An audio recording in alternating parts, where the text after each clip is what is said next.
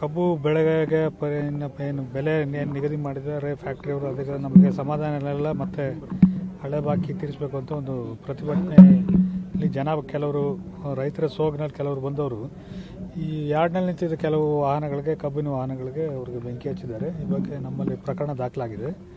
So ಮೇಲ್ನೋಟಕ್ಕೆ ಇದು ಒಂಥರ ಪೂರ್ವಯೋಜಿತ ಥರ ಕಂಡು ಬರ್ತದೆ. ಯಾಕಂದರೆ ಪೆಟ್ರೋಲ್ ಕ್ಯಾನಲ್ಲೆಲ್ಲ ಪೆಟ್ರೋಲ್ ತಂದಿದ್ದಾರೆ. ಆಮೇಲೆ ಈಗ ರೈತರು, ನಿಜವಾದ ರೈತರು ಯಾವ ರೀತಿ ಕೆಲಸ ಮಾಡಿಲ್ಲ ಅಂತ ಯಾರೋ ರೈತರ ಹೆಸರಿನಲ್ಲಿ ಕಿಡಿಗೇಡಿಗಳು ಈ ರೀತಿ ಮಾಡಿದ್ದಾರೆ ಅಂತ ನಮ್ಮ ಪ್ರಾಥಮಿಕ ತನಿಖೆಯಲ್ಲಿ ಗೊತ್ತಾಗಿದೆ. ಅವ್ರು ಯಾರೇ ಇದ್ರೂ ಕೂಡ ಇಲಾಖೆ ಅವ್ರನ್ನ ಗಂಭೀರವಾಗಿ ಪರಿಗಣಿಸಿ ಅವರಿಗೆ ಮೇಲೆ ನಾವು ಮುಂದಿನ ಕಾನೂನು ಕ್ರಮ ನಾವು ತಗೊಳ್ತೀವಿ. ಇನ್ನು ಇದುವರೆಗೆ ನಿನ್ನೆವರೆಗೆ ಸಾಯಂಕಾಲ 7 ಗಂಟೆವರೆಗೆ ಇದು ಆರಿಸೋದು ಎಲ್ಲ ಮುಗಿದಿದೆ. ಈಗ ತನಿಖೆ ಇನ್ನು ಸ್ಟಾರ್ಟ್ ಆಗಿದೆ. ನಮ್ಮ CPI ಮುದೋಳ್ ಅವರು ತನಿಖೆ ಮಾಡ್ತಾ ಇದ್ದಾರೆ.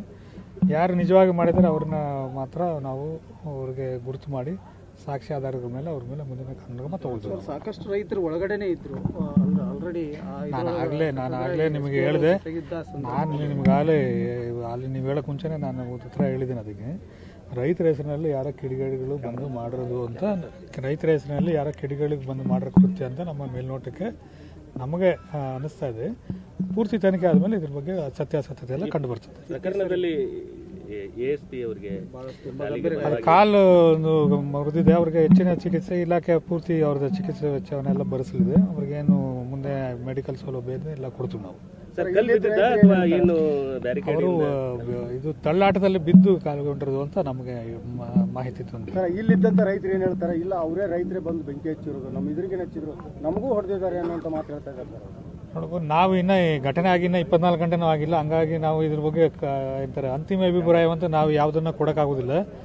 ನಮ್ಮ ಮೇಲ್ನೋಟಕ್ಕೆ ಈ ಥರ ರೈತರು ವಾಹನಗಳಿಗೆ ರೈತರೇ ಬೆಂಕಿ ಹಚ್ಚಕ್ಕೆ ಸಾಧ್ಯ ಇಲ್ಲ ಅಂತ ಒಂದು ಭಾವನೆಯಿಂದ ಆ ಮಾತು ಹೇಳಿದ್ದೀನಿ.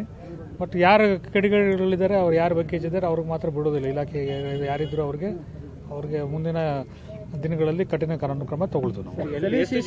ಎಲ್ಲೂ CC ಕ್ಯಾಮ್ರಾಗಳಿಲ್ಲ ಸರ್ ಇಲ್ಲಿ, ಅದಕ್ಕಾಗಿ ಸಾಕಷ್ಟು ನಿಮಗೂ ಕೂಡ ತನಿಖೆ ಮಾಡೋಕ್ಕೆ ಅಲ್ಲ.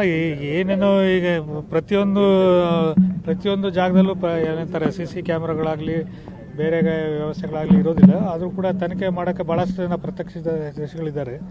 ಅವು ಮತ್ತೆ ಅವ್ರನ್ನ ನೋಡಿ ಅವ್ರ ಹೇಳಿಕೆಗಳು ಮಾಡಿಕೊಂಡು ಮುಂದಿನ ಕ್ರಮ ತಗೊಳ್ತೀವಿ ನಾವು.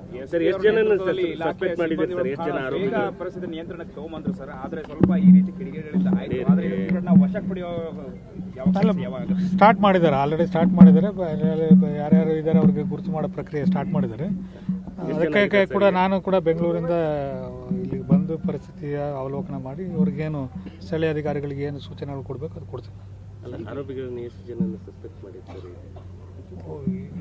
ಘಟನೆ ನೋಡಿದ್ರೆ 15-20 ಜನ ಅಂತ ಅನಿಸ್ತಾ ಇದೆ. ಮುಂದೆ ಎಷ್ಟು ಜನ ತನಿಖೆಯಲ್ಲಿ ಎಷ್ಟು ಜನ ಇದ್ದಾರೆ ಎಲ್ಲರಿಗೂ ನಾವು ಹಿಡಿತೀವಿ ನಾವು.